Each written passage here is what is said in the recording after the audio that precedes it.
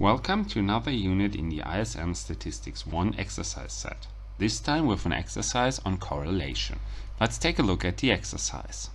For 5 students of a math course, the points they got in the parts Business Mathematics and Statistics 1 have been collected.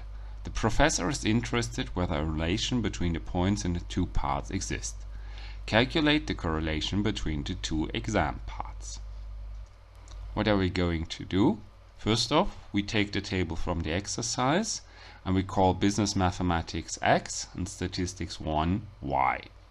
And then we extend on the table. First, we add an additional row where we add x squared, so we square the values, the scores from Business Mathematics. So we have 43 to the power of 2, 48 to the power of 2, 16 to the power of 2, 34 to the power of 2 and 42 to the power of 2. Then we do the same thing for y, so we take the scores from Statistics 1 and square them as well. So here we have 93 to the power of 2, 46 to the power of 2, 42 squared, 17 squared and 45 squared. Finally, we have to add the last row where we multiply the x and the y value, so the Business Mathematics and the Statistics score. So in the first part we calculate 43 times 39, then 48 times 46, then 16 times 42, 34 times 17, 42 times 45.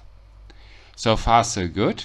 However, we are not interested in those raw values for all the observations for all the students, but we need first off calculate the sum for each of those variables. So we sum up all the Business Mathematics scores, statistics scores, the squared versions, and both of them multiplied with each other. And then we divide them all by 5, as we have 5 observations, 5 students, so we get the averages. So we get as an average score in Business Mathematics 36.6, in Statistics of 37.8. Finally, we get for x squared an average of 1465.8 and for y squared 1543. And for x times y we have 1405. Now we got all we need to calculate Pearson's correlation coefficient, and the correlation coefficient is given as follows. So first off, we need the average of x times y. That's the last value from our table, so we have 1405 minus the average of x times the average of y, so 36.6 times 37.8.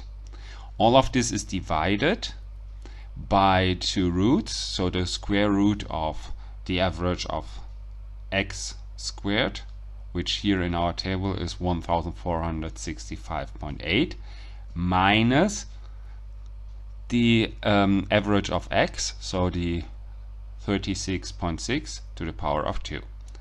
This then is multiplied with the square root of the same thing but for y. So we have 1543 minus 37.8 to the power of 2. If we insert all of what I just said into the formula, it will look like this. And if we calculate this, we get as an end result a value of 0.1793. Okay, what does this value tell us?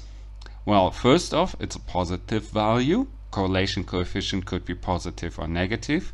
So positive value means if a student has a high score in one of the parts, he usually also has a high score in another part. This is one insight we can gain from this. On the other side, well, the correlation coefficient can take values between -1 and +1. And well, all positive correlations are somewhere between 0 and 1. Now we have a value of 0.1793. It's a rather small value, so we see that there is a correlation, but it's not as strong as one might suspect. So this is the second insight we might gain from this analysis and from this exercise. And this also concludes this exercise. So I hope all of you enjoyed it and learned something from it. And see you and goodbye.